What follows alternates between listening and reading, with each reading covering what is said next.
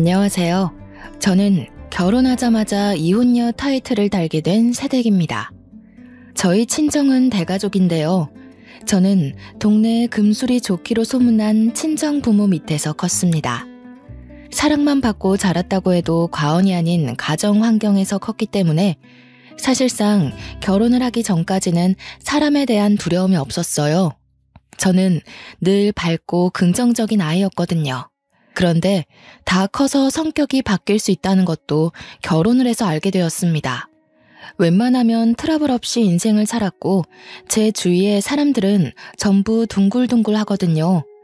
그 때문에 저도 더더욱 독한 성향과 거리가 먼 사람이었습니다. 그러니까 제 딴에는 나름 독하게 행동해본 게 결혼 이후 처음이라는 거예요. 사람이 제대로 된 고난을 겪으면 단단해진다던데 제가 단단해졌다고 봐야겠죠.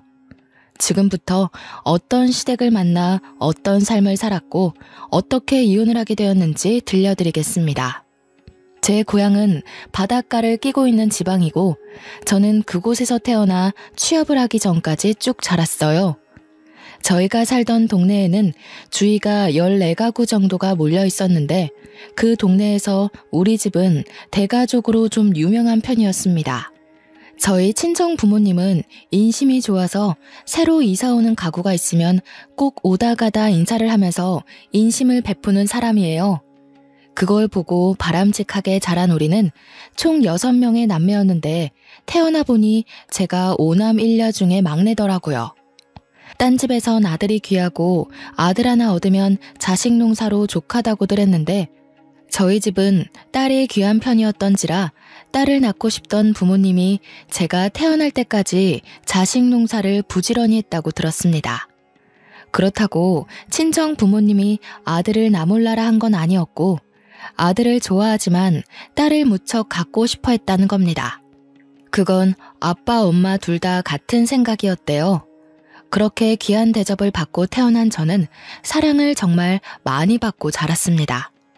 제가 태어났을 때 첫째 오빠는 이미 대학 입시를 앞두고 있는 나이였다고 했는데요. 엄마 말로는 첫째 오빠랑 둘째 오빠가 고등학생이라서 엄마가 일할 때 저를 자식처럼 잘 보살펴줬다고 합니다. 5명의 오빠들도 아들만 득실거리는 집안에 여동생이 나오니까 무척 조심스러웠대요. 여동생이 생겼다는 게 신기해서 제가 뒤집기를 하거나 밥을 먹거나 소리를 내면 그걸 그렇게 좋아하면서 관찰도 많이 했다고 했습니다. 솔직히 저는 하나도 기억이 안 나지만 어느 정도 기억을 갖기 시작할 나이부터 봐도 오빠들이 저를 무척 사랑해준다는 걸 느꼈기에 말만 들어도 이해는 되었습니다. 그렇게 매사에 귀하게 자란 저를 두고 주위 어른들은 가끔 오냐오냐 크는 거 아니냐고 했으나 친정 부모님부터 친오빠들까지 다들 하나같이 성품이 뛰어난지라 제가 모나게 클 수가 없었습니다. 솔직히 사춘기에도 화 한 번 낸 적 없을 정도로 서로 위하고 존중했는데 저희 집을 아는 사람들이라면 모나게 큰다는 말이 입 아플 정도일 겁니다. 그렇게 늘 제게 후한 인심을 베풀던 친정가족은 딱 하나 제게 잔소리하고 간섭하는 것이 있었는데요. 바로 남자 문제였습니다. 특히 친오빠들이 제게 연애 소식이 들리면 그렇게 저한테 남자친구에 대해 물어봅니다. 인적 사항을 묻는다기보단 평소 행실이 어떤 사람인지를 꼭 듣고 싶어 했어요. 남자는 남자가 잘한다고 했고 또 사람은 곧 내뱉는 말이 인성이니까 남자친구의 말주변을 특히 중점적으로 듣고자 했었습니다. 그런 환경에서 제가 결혼 소식을 알렸을 땐 집에서 난리가 났습니다. 제 나이가 27살이었는데 친정 중에서 결혼을 안 한 사람은 저밖에 없었고 오빠들은 전부 30대 후반에서 40대로 다 독립해 가장 생활을 하고 있었어요. 저만 부모님 집에서 통근을 하며 지냈기에 부모님한테 먼저 결혼 사실을 고백했더니 부모님이 친오빠들을 전부 호출한 거 아니겠습니까? 저희는 그날 오랜만에 가족회의를 하게 되었는데 다들 제 결혼을 반대하는 건 아니었고 단지 연애 상대였던 사람과 달리 더 집요하게 남편에 대해 캐물었어요. 이럴까봐 사실 결혼하는 게 망설여지기는 했습니다. 저희 가족이 정말 사랑 넘치고 좋지만 남편 되는 사람이 부담을 느낄 것 같았거든요. 그래서 저는 처음으로 친정 가족에게 뚜렷한 거절 의사를 비쳤어요. 내가 선택한 사람이고 내 일이니까 뭐든 내가 알아서 할 거야. 나는 남자친구가 우리 가족 때문에 부담 느껴서 결혼 고민하는 거 싫어. 그러니까 나중에 결혼 인사를 하게 되면 뭐든 남편을 향한 무서운 눈초리를 자중해달라고 부탁했습니다. 친정가족은 제 의사를 참 잘 존중해 주었어요. 그거 하나는 사실 자부할 만큼 당연했던 건데 순간 결혼에 대한 얘기를 하다 보니 저도 모르게 가족의 반대가 따를까봐 긴장했었네요. 저의 입장과 상대 배우자의 입장을 고려해 상견례를 한다면 친오빠들 다 갈 건 아니고 둘째 오빠까지만 참석을 한다고도 합의를 봐줬습니다. 제가 식구들에게 이렇게 부탁까지 하게 된 것은 남편의 표정 때문도 있었는데요. 남편은 제게 오빠 5명이 있다는 걸 알고 살짝 겁을 먹는 것 같더라고요. 남편이 자기는 위에 누나만 2명이 있는데 남자들이 그렇게 많은 집안은 처음 봤다고 하대요. 그 모습을 보니 남편이 벌써 부담을 느끼는 것 같아서 제가 친정 가족한테 더더욱 자중해 줄 것을 피력했던 겁니다. 그 덕에 상견례를 잘 넘길 수 있었고 남편과 저는 무사히 결혼을 하게 되었습니다. 신혼생활은 시댁집에 신우가 아직 같이 살고 있어서 당연히 분가를 해야겠다고 생각했는데요. 그런데 신혼여행 다녀와서 방문한 시댁에서 제가 당황스러운 제안을 들었지 뭡니까? 너희 방 준비해놨다. 첫째 애가 그나마 큰 방 쓰고 있었는데 둘째랑 같이 써도 된다고 하니까 너희들이 첫째 방 쓰거라. 시모가 첫째 형님 방을 우리 신혼방으로 쓰라는 거 아니겠어요? 사실 친정부모가 저희 신혼 선물로 몰래 집을 하나 매매해줬거든요. 근데 그걸 제가 신랑한테 서프라이즈 해주려고 비밀로 하고 있었어요. 시댁에 먼저 인사를 왔던 차라 친정에 인사 가면 짜잔 하고 말해주려고 했는데 생각지도 못한 변수에 입이 다물어졌습니다. 제가 당황해서 말 못하고 있으니 시모가 저더러 마음에 안 드냐고 표정이 왜 그러냐고 물어보길래 어쩔 수 없이 솔직하게 말할 수밖에 없었어요. 실은 친정 부모님이 저희 신혼 선물이라고 집을 한 채 해주셨거든요. 그래서 저희는 분가를 할 생각이었어요. 집에 형님도 2분 다 계시는데 저희가 들어오면 좁으니까요. 그래? 사돈네 사정도 우리랑 비슷해서 여의치 않을 텐데 무리를 하셨나 보구나. 그래서 그 집이 몇 평인데 그러니? 시댁 평수는 5식구 사는데 28평 정도였습니다. 그러나 친정 부모가 해준 우리 신혼집은 50평이었어요. 제가 결혼한다니까 친오빠들까지 돈을 모아서 하나 마련해 준 거라 제법 좋은 아파트였죠. 사실 이렇게 시누이 집 선물을 해주겠다고 하면 새언니들이 싫어할 수도 있다고 생각할 수도 있을 텐데 저희 새언니들은 친오빠들을 닮아 하나같이 전부 1등 신부에 성품흉한 사람이었습니다. 그래서 오히려 새언니들끼리 먼저 시누애기가 시집간다고 집 해주자는 얘기를 임무화했던 사람들이에요. 아이고 잘 됐네. 그럼 이 집은 새 주고 이참에 우리 다 같이 글로 이사하면 되겠구나. 그렇잖아도 애들이 다 크는 바람에 이 집에서 멀건 사람 5이 살기가 좀 답답했거든. 시모의 발언은 제게 날벼락과 같았습니다. 이걸 어떻게 거절해야 하나 고민하고 있던 사이 남편은 그런 시모 말을 말리지는 못할 망정 옆에서 시모 말에 동조하면서 박수까지 짝짝 치고 지엄마 똑똑하다고 난리가 난 거 아니겠습니까? 할 수 없이 제가 남편을 따로 불러내서 같이 사는 건 좀 그럴 것 같다고 조심스레 말을 꺼냈어요. 왜? 우리 가족들은 며느리한테 고나리질하는 사람들 아닌데? 좀 봐. 살다 보면 당신 아마 처가에서 사는 만큼 편할걸? 남편은 자기 식구들을 너무 믿고 있었고 제게도 틀림없이 귀한 대우 해줄 거라 자신하고 있었습니다. 남편이 그렇게 생각하는 이유는 남편이 집에서 막내인데 아들이기까지 해서 평소 시부모한테 사랑을 많이 받고 자란 사람이기 때문인데요. 저는 시부모 마주한 것이 상견례 말고는 스쳐가듯 본 게 다인 채로 결혼을 했다 보니까 막내 아들을 향한 시부모의 애정이 얼마나 깊은지는 모르고 결혼했어요. 생각보다 시부모는 아들 바보였고 남편은 그런 시부모에게 보답하겠다는 효심이 가득하더라고요. 혼인신고에 결혼까지 해버린 거 첫날부터 싸움을 일으킬 수 없어 결국 저는 합가를 허락했고 다 같이 신혼집으로 이사를 가게 되었습니다. 이 사실을 친정에 밝혔더니 친정 부모님보다 친오빠들이 더 난리가 났고 그보다 새언니들이 더 들고 일어났어요. 걱정 끼쳐서 죄송해요. 제가 허락한 거니까 일단 제 선에서 어떻게든 잘 지내볼게요. 언니 오빠들이 해준 집인데 제 마음대로 한 건 정말 죄송해요. 그날 저는 친정 식구들을 진정시키느라 집집마다 전화를 5번이나 돌렸습니다. 그렇게 마음 단단히 먹고 시작한 시댁과의 동거는 시작부터 삐걱거리게 되었어요. 이삿짐을 옮기자마자 신우 둘이서 뛰어다니며 자기들 방을 고르기 시작했고 시부모는 집에서 단연 가장 큰 안방으로 알아서 기어 들어갔습니다. 졸지에 집주인인 저랑 남편은 남는 방을 가지게 되었는데 그 방도 둘이 사용하기엔 충분했지만 동선이 다소 불편한 구석에 있는 방이었어요. 짐을 정리하기도 전에 기운이 빠진 저는 시댁 사람들과 같이 신나 있는 남편을 또다시 불러냈습니다.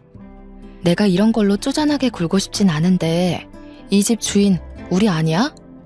안방까진 양보할 수 있지만 창가 쪽 방은 우리가 쓰고 싶은데. 아, 자기가 이해 좀 해줘. 우리 큰 누나 해 없는 곳 쓰면 잘 못 일어나거든. 그리고 글 쓰는 사람이라서 창밖을 봐야 집중력이 올라간대. 저희에게 남은 방이 어둡긴 해도 창문이 없진 않았는데 방 중에 제일 창문이 작아서 불편하긴 했거든요. 아무리 그래도 친정에서 저희 부부에게 준 선물이지 시댁에게 준 선물이 아니잖아요. 평생 쓸 방 한 칸도 제 마음대로 결정 못하는 건 좀 아니지 않나 싶더라고요. 그래서 남편한테 그럼 내가 큰형님한테 가서 말하겠다고 했더니 남편이 급히 저를 붙잡으며 말렸습니다. 큰 누나 워낙 예민해서 건들면 너만 화당할걸? 그냥 우리가 이 방 쓰자. 이 방도 넓고 좋은데 뭘. 당연히 먼저 방 차지하는 게 주인이잖아. 주인? 애초에 이 집은 우리 둘이 살라고 친정에서 마련해 준 거야. 여보 가족 편하라고 사준 게 아니라. 아무리 내가 합가를 허락했다고 하지만 이건 너무 무례하다고 생각해. 무슨 말을 그렇게 해. 이제 결혼도 했고 법률상 우리 다 가족인데 남남 마인드는 고쳐야지. 나도 처가를 내 가족처럼 챙길 거야. 이러면 여보만 우리 식구들한테 점수 까요. 내가 점수 올릴 수 있게 도와준대도 그러네. 그 점수를 나만 신경 써야 돼? 가족이라면 서로한테 더 예의를 갖춰야 되는 거 아니야? 우리 가족은 그렇게 지냈어. 이렇게 한마디 의사도 없이 남의 것 욕심 부리는 가족은 없었다고. 30년 가까이 다른 환경에서 자랐는데 종이에 글자 몇 개 적혔다고 덜컥 가족이라 선심 쓰는 사람이 어딨겠어. 남편은 제 자극적인 말에 서운함을 넘어서 화가 났는지 저를 외면하고 밖으로 나가버렸습니다. 그리고 남편은 큰형님한테 필터링 없이 제가 이 방 갖고 싶어 하니까 나오라는 식으로 제 의사를 전해버렸어요. 그리곤 방 밖에 나와서 그걸 지켜보고 있는 제게 오더니 이제 됐냐? 속 시원해? 라고 말하곤 담배 피러 가버렸습니다. 이런 식으로 말해버리면 제 입장이 뭐가 되겠어요? 어이가 없어서 황당해 말을 잃었는데 그때 큰형님이 다가오더군요. 내 행동이 마음에 안 들었으면 나한테 직접 따지지 그랬니? 남동생 시켜서 감정 소비하게 하지 말고. 너희 집에서 집 줬다고 벌써 으쓱거리려나 본데 우리 그런 걸로 쫄 사람 아니거든? 집 해왔다고 으쓱거리는 게 아니고요. 제 상식선에선 형님 행동이 이해 안 가서 그래요. 형님 나이 37살이시죠?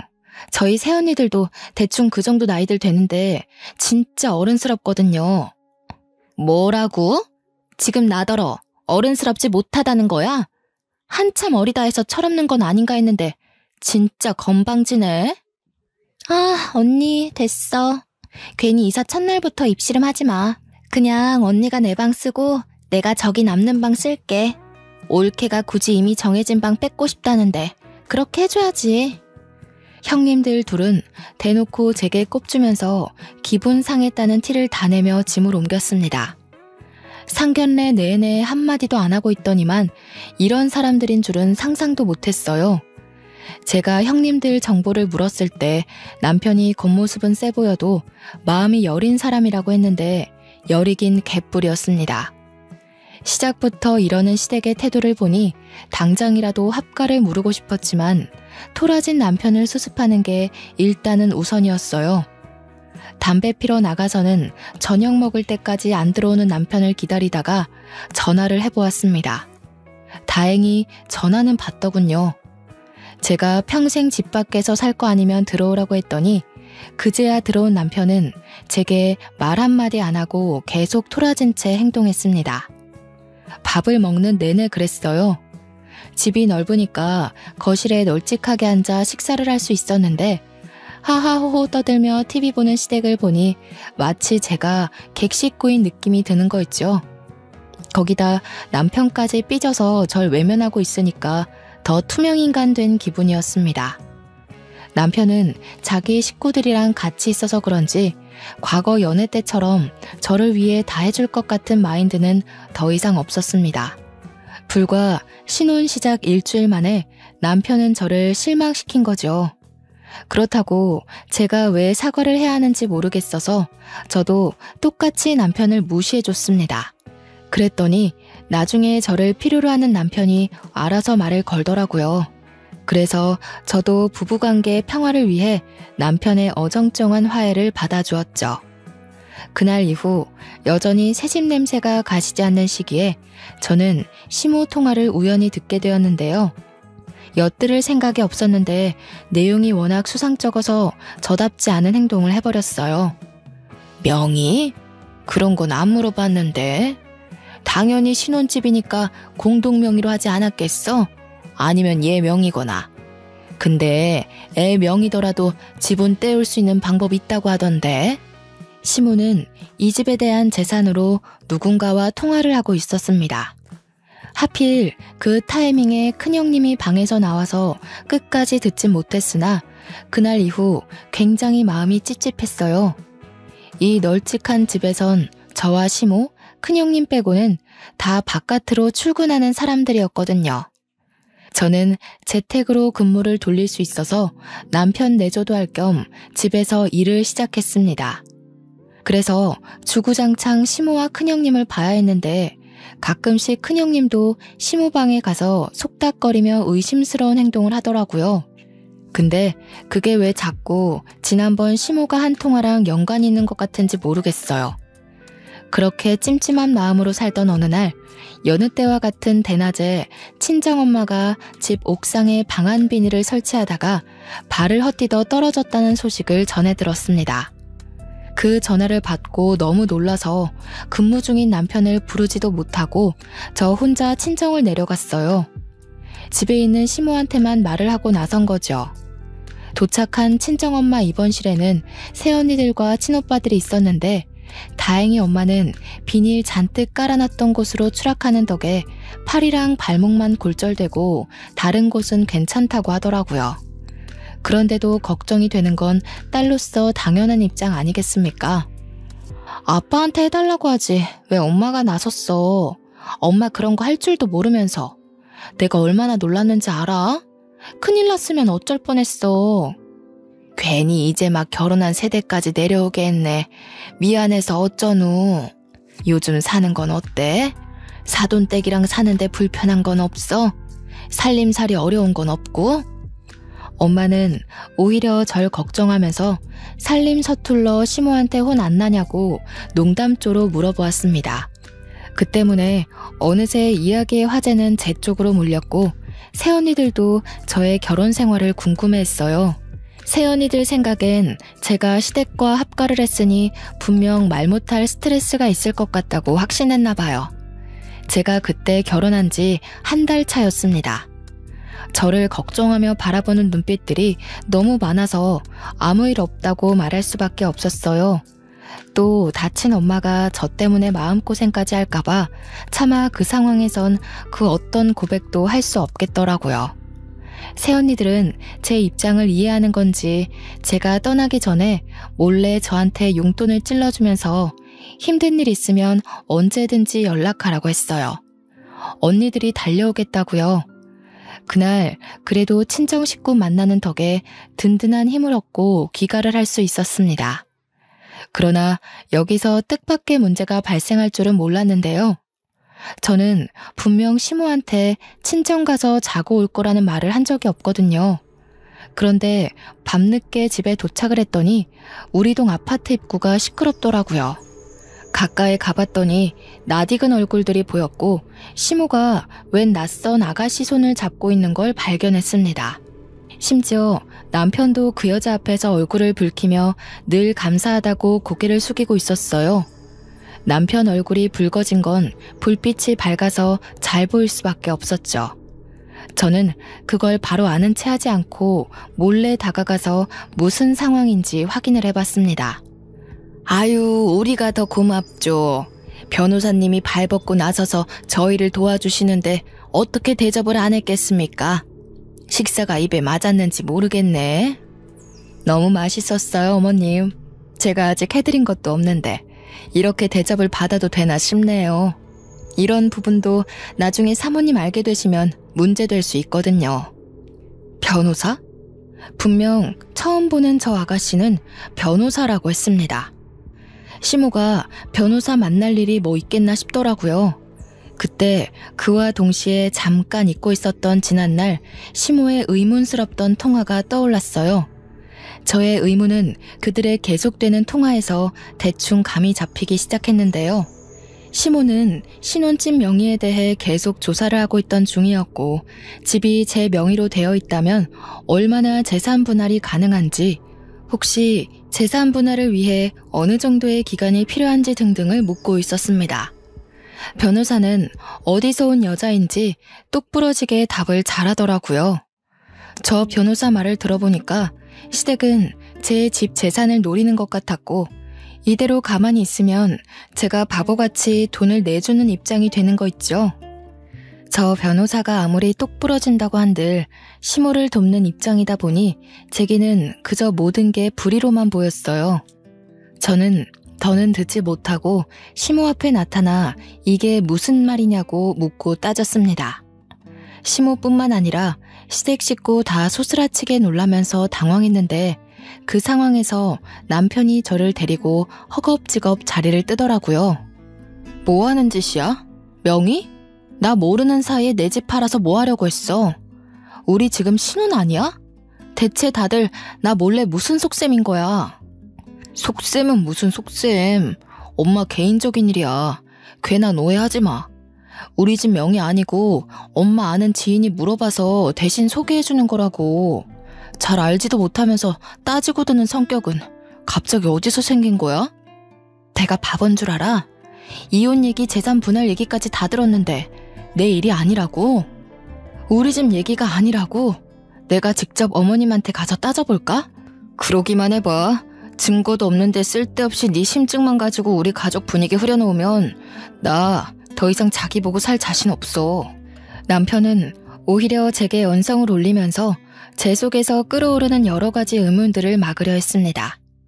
아는 것이 없으면 이렇게나 억울한 상황에서도 길을 펴지 못하겠더라고요. 저는 지난날 시모 통화처럼 그날 일도 똑같이 찝찝함만 남기고 흐지부지 마무리해야 했습니다. 그러나 그렇게 조금씩 수상하던 시모의 의도는 곧 얼마 안가 분출하고 말았는데요. 제가 회사에 잠시 볼 일 있어 외출을 했다가 집에 지갑을 놓고 오는 바람에 20분 거리를 다시 돌아간 적 있었거든요. 그날 집으로 돌아가는 길에 빨간 신호를 받고 차를 정차한 사이 저는 거리에서 시모를 발견했고 그때 그 변호사 아가씨를 다시 보게 되었습니다. 당연히 계속 지켜봤죠. 또 무슨 얘기를 나눌까? 정말 우리 집 명의 얘기가 아니었을까? 생각하며 유심히 쳐다봤는데 나중에 남편 차가 그쪽으로 향하는 걸 보았어요. 지난날 물증이 없어서 남편한테 더 따져들지 못했지만 아무리 생각해도 남편의 증언이 앞뒤 맞지 않는 거예요. 시모 아는 사람의 명의 얘기라면서 남편은 왜 자꾸 필요한 건데요. 게다가 남편은 출근 시간이었습니다. 반차를 썼는지 연차를 썼는지 어쨌든 회사를 나와서 저렇게 사적인 만남을 가졌다는 거죠. 저한텐 일말의 언질도 없이요. 신호가 바뀌고 클락션 소리에 저는 다시 차를 출발해야 했지만 집이 아닌 그 식당으로 방향을 틀었습니다. 남편과 시모가 변호사를 데리고 나란히 한 식당에 들어가는 것까지 봤기 때문이었어요. 그리고 제가 막 시동을 껐을 때 저는 남편이 그 변호사의 손을 잡는 것까지 목격하게 되었어요. 그 사실을 알자 저는 이 만남에 대해 가지고 있던 본래 생각을 완전히 틀어버렸는데요. 재산 목적인 줄 알았던 만남에서 불륜의 향기를 눈치챘습니다. 그래서 바로 휴대폰을 들고 가게로 들어갔죠. 제가 들어오는 줄도 모르고 셋은 아주 신나서 대화를 나누더라고요. 설마 싶었는데 제가 예상한 대로 남편과 변호사 사이는 이미 불륜이었어요. 듣자 하니 만난 지 일주일 만에 갈 때까지 간 것 같았습니다. 신혼 반개월도 못 넘기고 바람이 난 남편도 황당하지만 변호사 그 여자도 웃기지 않습니까? 변호사라면서 부정행위를 아무렇지 않게 일삼고 있잖아요. 이런 게 현실에서 가능하다니.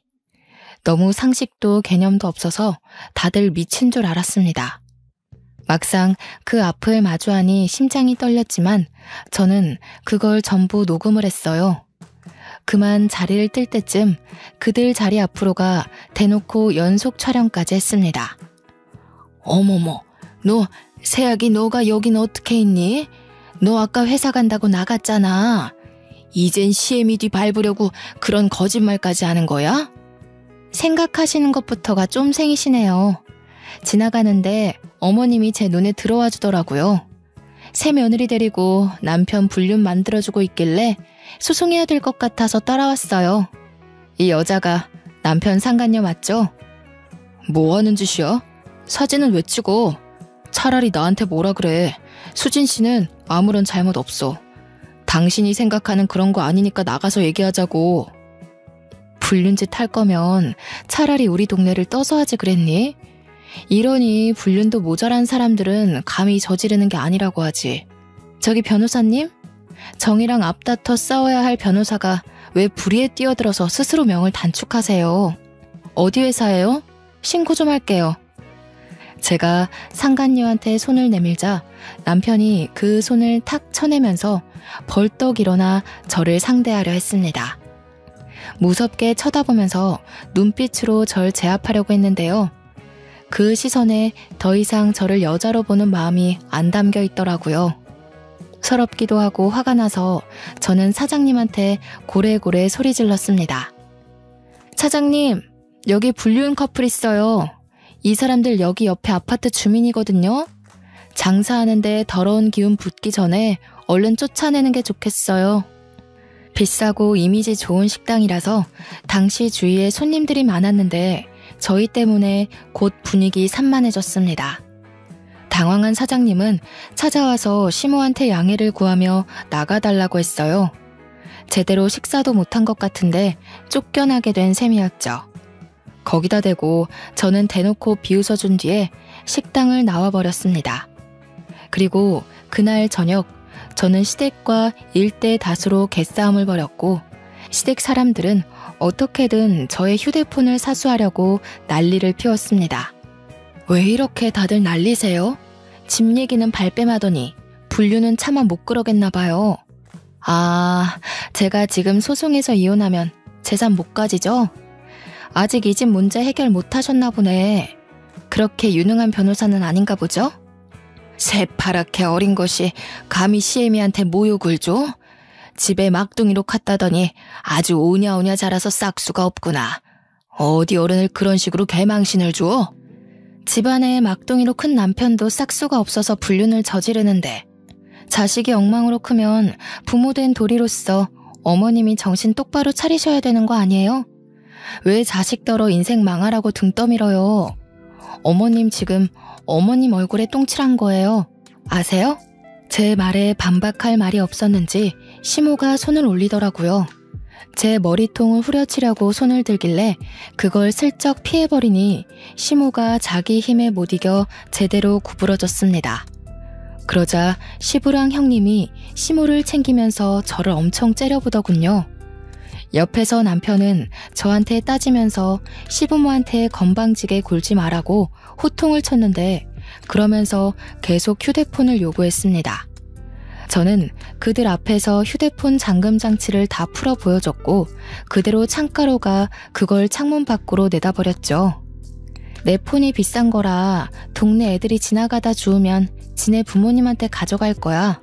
그럼 어른들이 폰 주인 찾아주려고 폰을 열어볼 거고 그렇게 되면 여보랑 어머님 행실도 동네방네 소문나겠네? 여기 반상에 안 나가는 아줌마들 없는 거 알지? 그 식당이 저희 아파트와 가까운 곳이라서 동네 주민도 많았거든요. 그래서 조금만 소문이 나도 직접 현장을 목격했다는 목격자가 나올 겁니다. 게다가 친정에서 부모님께 보고 배운 것처럼 저도 동네 주민들과 안면트기만 하면 인사하고 지냈는데요. 그 덕에 우리 동 아파트 주민 아줌마들은 대부분 제가 몇 호 세댁인지 알고 있었어요. 그 중에서 아파트 부녀회장을 알고 지냈던 게 저의 신원을 알리는데 큰 몫을 했죠. 휴대폰이 밖으로 노출이 되자 깜짝 놀란 남편과 식구들은 허겁지겁 집 밖을 뛰쳐나갔고 저는 진작에 빼놨던 유심칩을 들고 옛날에 쓰던 폰을 찾아서 꽂았습니다. 클라우드에 저장된 사진까지 다 찾아서 친오빠 새언니끼리 모여있는 채팅방에 뿌려버렸어요. 역시나 식구들은 난리가 났고 당장 저희 신혼집을 찾아오겠다고 했습니다. 당시가 너무 늦은 새벽이었던지라 저는 식구들에게 다음날 아침에 와줄 수 있냐고 부탁했어요. 당장이라도 쫓아와 시댁 식구를 뒤집어버릴 준비를 하던 가족들은 저를 위해 몇 시간을 더 참아주었습니다. 그리고 하나 더. 저는 부녀회장 어머님께 전화를 드렸어요. 서로 연락처를 주고받았기 때문에 부녀회장 어머님은 저를 바로 알아채셨고 제 사정을 알고 나서 자기 일처럼 열을 내주기까지 했습니다. 감히 우리 아파트에 그런 더러운 기생충이 살고 있었단 말이야? 걱정 마 세댁. 내가 아주 혼쭐을 내줄 테니까. 이 아파트에서 안 나가고 못 베기게 만들어줄게. 참 든든하더라고요. 주변 사람들에게 친절한 도리나 인사만 하고 지냈을 뿐인데 이렇게 선뜻 도움을 주겠다고 하니 문득 친정 부모님께 이런 성품을 물려준 걸 감사하게 생각했네요. 제가 모든 걸 끝낸 다음 시댁 식구들이 다시 돌아왔는데 버려진 휴대폰을 찾은 것만으로 다시 제게 떵떵거리더군요. 그렇게 다음날 아침 새벽 대바람부터 저희 집에는 초인종이 울렸고 자던 식구들이 전부 피곤에 찌들어서 눈을 떴습니다. 진작에 깨서 식구들을 기다리고 있던 저는 문을 열었고 반가운 친정 가족들이 쏟아져 들어왔어요. 손에는 짐가방까지 하나씩 들고 있더라고요. 짐은 다 뭐냐고 물어보니까 시댁 식구가 안 나가고 버틴다면 한 일주일 눌러붙을 생각으로 챙겨왔다고 했습니다. 이럴 땐 다들 서울에 사는 게 다행이다 싶었어요.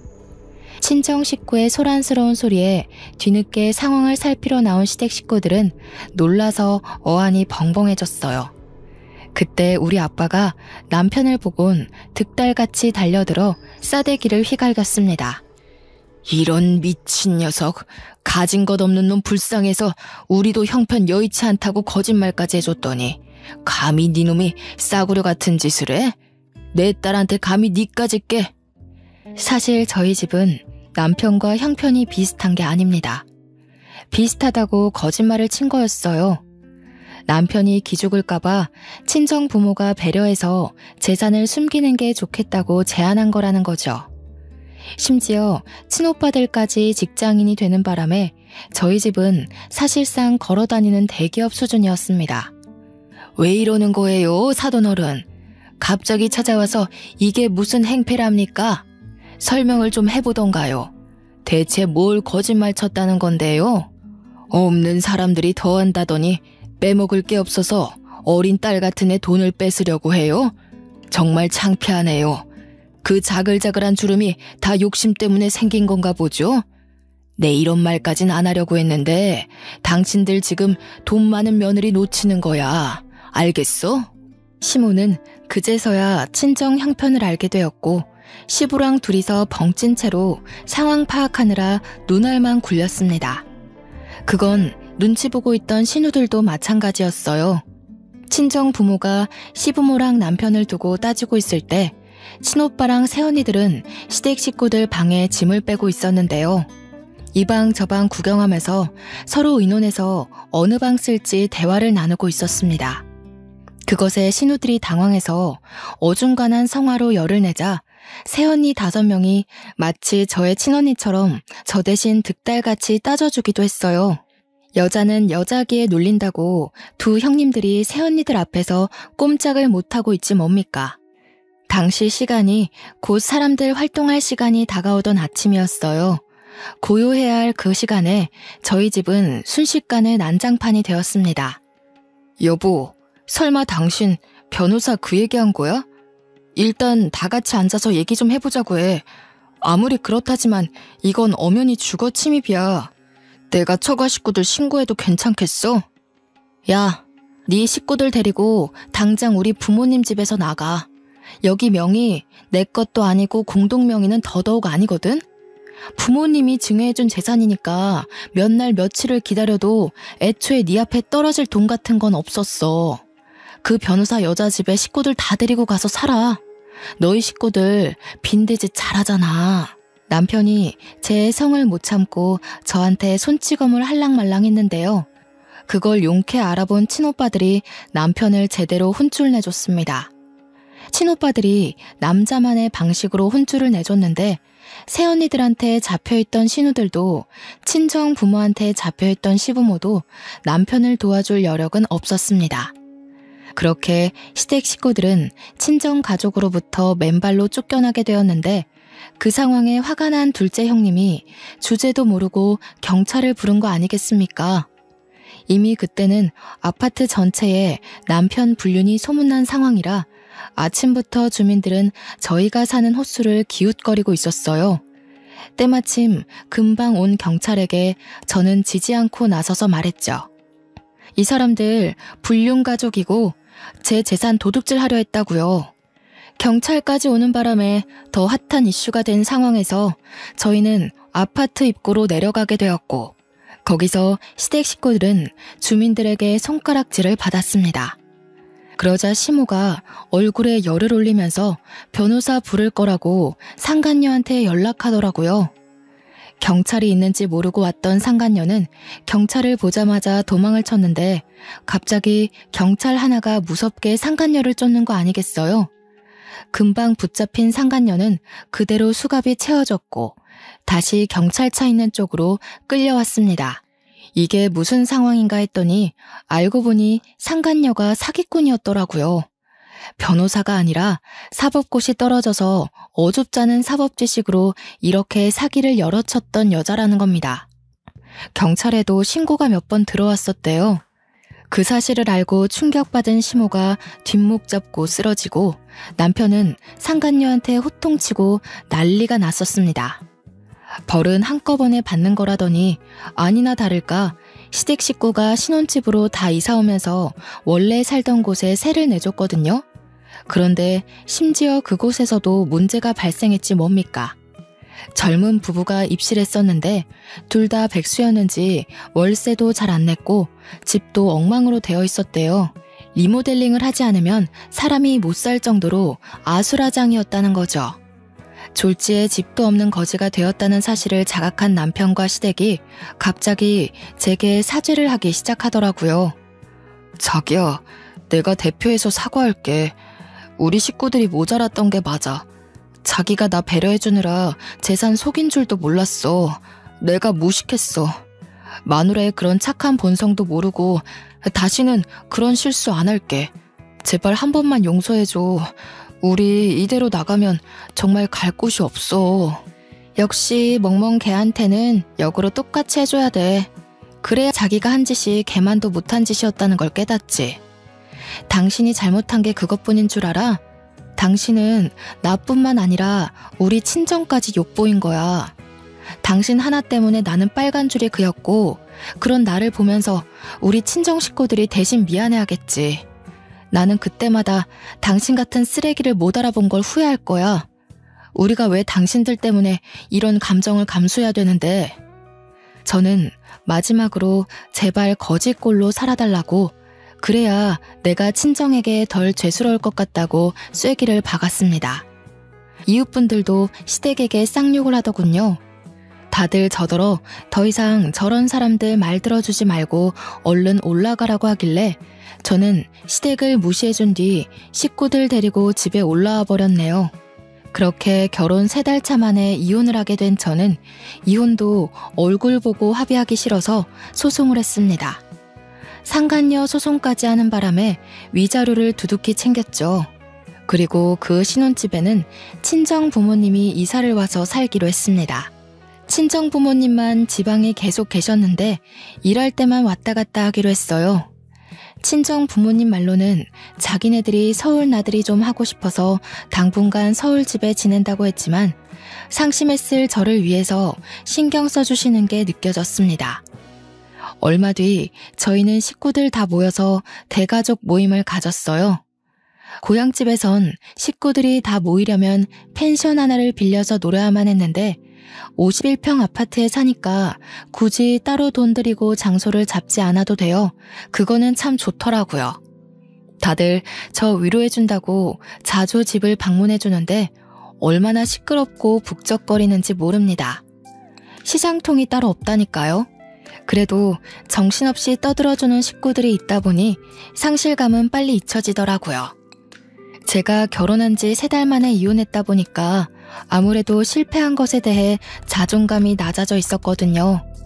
가족들은 다 제 짝 만나서 잘 사는데 나만 이 모양 이 꼴이네 싶어서 혼자 방에서 운 적도 있었습니다.